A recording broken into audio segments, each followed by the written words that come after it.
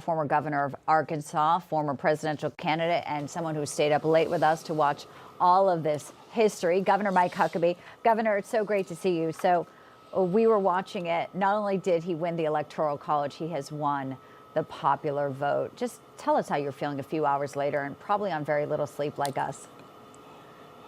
Very much little sleep, Bianca, but what a great night for America, not just for Donald Trump or his supporters, but for the future of our country, because it was a real pushback against the collaboration of the mainstream media that has lied to us, abused us, looked down their noses at us, and then the power elites. And there were Republicans as well as Democrats in that cabal. Let's be real clear. This isn't just a creation of the left.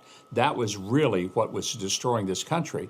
But you have so many never-Trumper, old-time Republicans that needed to be shown the door because all they cared about was their globalist ideas, making sure they stayed in power and got rich off the government, and didn't care that a lot of hardworking Americans were losing their jobs, couldn't feed their families, couldn't go out to eat, couldn't send their kids to camp or college.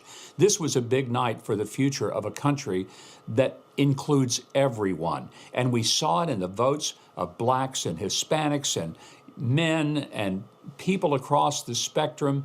It didn't matter what gender, what race. This was an American election, and thank God for it.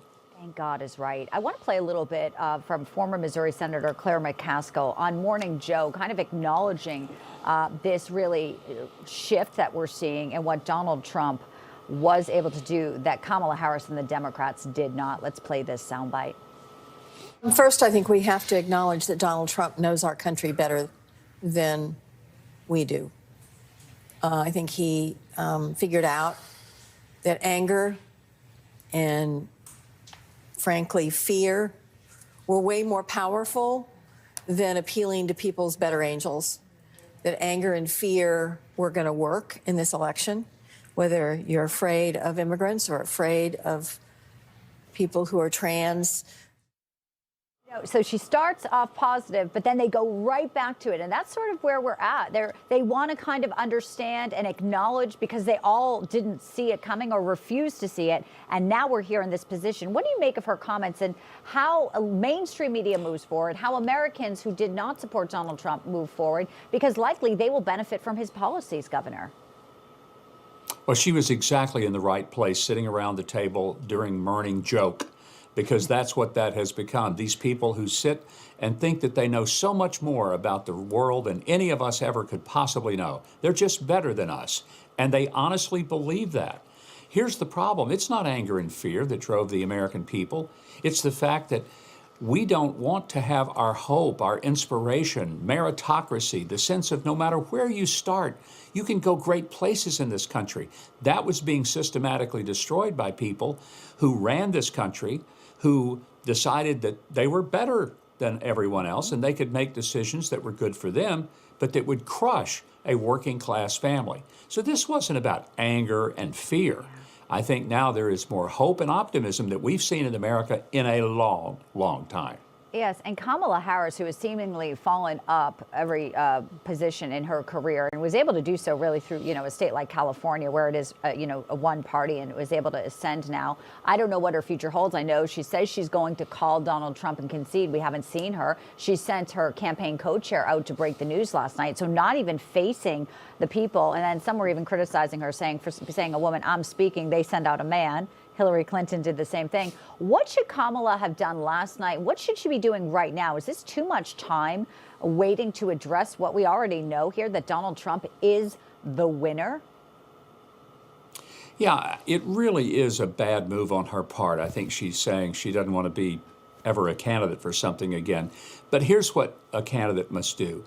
If you're winning, you win graciously. If you lose, you concede graciously. If you're not sure, you at least go and give your supporters some kind of word. You tell them, look, we don't know the full results yet. We're still hoping.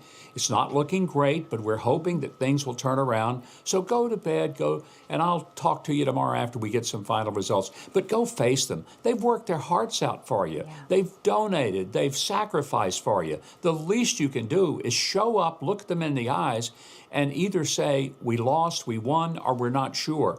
But don't don't go hiding and wait 24 hours before you even come out and face the public. That's just really not the way it's done.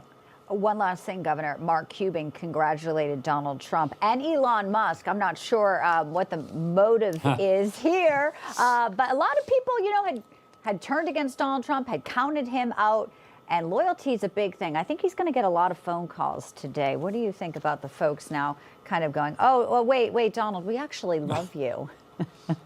Oh, listen, it's so funny, Bianca, because every time I won a race, I had all the friends in the world. And when I've lost a race, I didn't have a single phone call. When I won, there were people who worked hard against me, who suddenly called and said, oh, by the way, I want you to know I was with you all along. Come on, we're not that dumb. And Trump is a smart guy. He knows better. Here's what I think was so important about last night. This isn't even close. It's not close, not in the popular vote, not in the Electoral College vote. And what that means is nobody on the left can say, well, he's not the legitimate president. So all those celebrities who said they were going to leave the country or set themselves on fire if Donald Trump won, I hope none of them actually set themselves on fire. But if they want to leave, I'll help buy some air tickets for them one way to whatever country they'd like to go to, because they've been promising for years that they were going to leave the country if they didn't get their way. Well, last night, they didn't get their way. Bye-bye. And it's pretty clear that we will continue to watch this reaction as Kamala Harris now will come out at some point, possibly later today. Governor Mike Huckabee, always a pleasure to have you. It was great seeing you last night during this historic call that we made here, the first to call Donald Trump as president-elect on Newsmax. So proud to be at this network, and great voice to have you as always, sir. Thank you, Bianca. Always a joy to be with you. Information. Truth is freedom. Is Newsmax. It's real news for real people.